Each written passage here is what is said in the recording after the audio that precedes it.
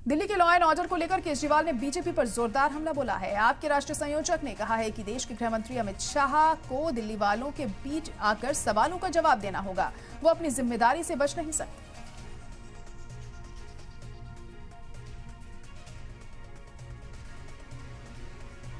दिल्ली में law and order के मुद्दे पर आप के कौमी कन्वीनर अरविंद केजरीवाल ने एक बार फिर बीजेपी को घेरा है। केजरीवाल का इल्जाम है कि दिल्ली में कोई भी महफूज नहीं है। स्कूल, अस्पताल और एयरपोर्ट को बम से उड़ाने की धमकियां मिल रही हैं। ताजिरों को फिरौती के कॉल्स आ रही हैं, लेकिन कोई भी पकड़ा नहीं जा रहा। केजरीवाल का कहना है कि दिल्ली में इससे पहले कभी भी इस तरह दहशत वाला माहौल नहीं था। उसके पहले नारायणा गांव में एक व्यक्ति को मार दिया, उसके 6 महीने पहले उसके भाई को मार दिया था। रोज इस तरह की घटनाएं घट रही हैं। चारों तरफ महिलाएं असुरक्षित हैं। अब बच्चे भी सुरक्षित नहीं बचे। बच्चों के भी स्कूलों के अंदर बम से उड़ा देने की धमकियां आ रही हैं। और ये पहली बार नहीं हो रहा। पिछले साल भर के अंदर स्कूलों में, अस्पतालों में, कॉलेजेस में, एयरपोर्ट पे हर जगह बम फोड़ने की धमकियां आ रही हैं। इस किस्म की वारदातें दिल्ली के लोगों ने पहले कभी नहीं देखी थी।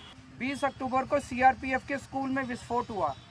28 नवंबर को प्रशांत विहार के एक पीवीआर में धमाका हुआ।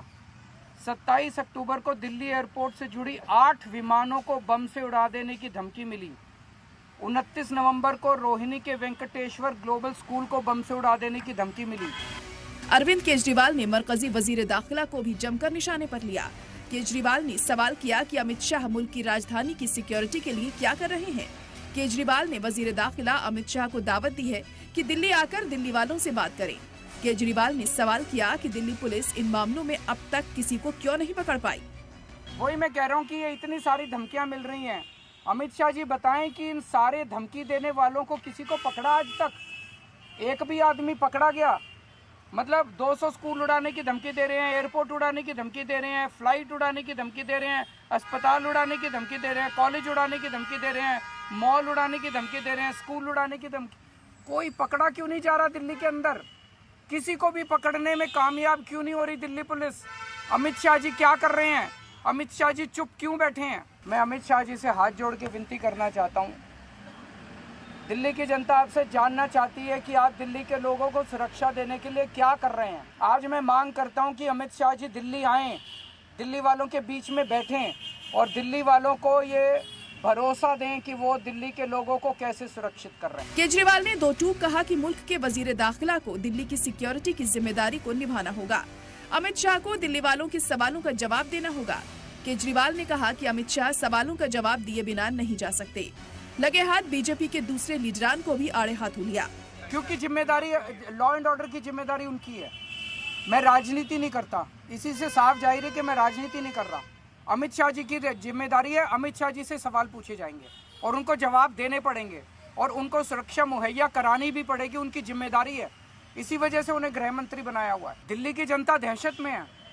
बम की धमकियां मिल रही हैं, व्यापारियों को फिरौती की धमकियां मिल रही हैं, बुजुर्गों के कत्लेआम हो रहे हैं, बच्चों के स्कूल उड़ा देने की धमकियां मिल रही हैं। और बीजेपी के बड़े बड़े नेता कह रहे हैं कि लॉ एंड ऑर्डर कोई मुद्दा ही नहीं है, उनके लिए मुद्दा ही नहीं है। अगर उनके लिए मुद्दा ही नहीं है तो सुरक्षा कैसे प्रोवाइड करेंगे वो? केजरीवाल कह चुके हैं कि दिल्ली वालों ने उन्हें बिजली, पानी, स्कूल, अस्पताल का जिम्मा सौंपा था, जिसे उन्होंने बखूबी निभाया। लेकिन बीजेपी इख्तिदार वाली मरकजी सरकार ने दिल्ली के लॉ एंड ऑर्डर की जिम्मेदारी नहीं निभाई। केजरीवाल का दावा है कि अगर पुलिस उन्हें सौंप दी जाती है तो कानून निजाम को दुरुस्त कर देंगे। ब्यूरो रिपोर्ट, सलाम टीवी।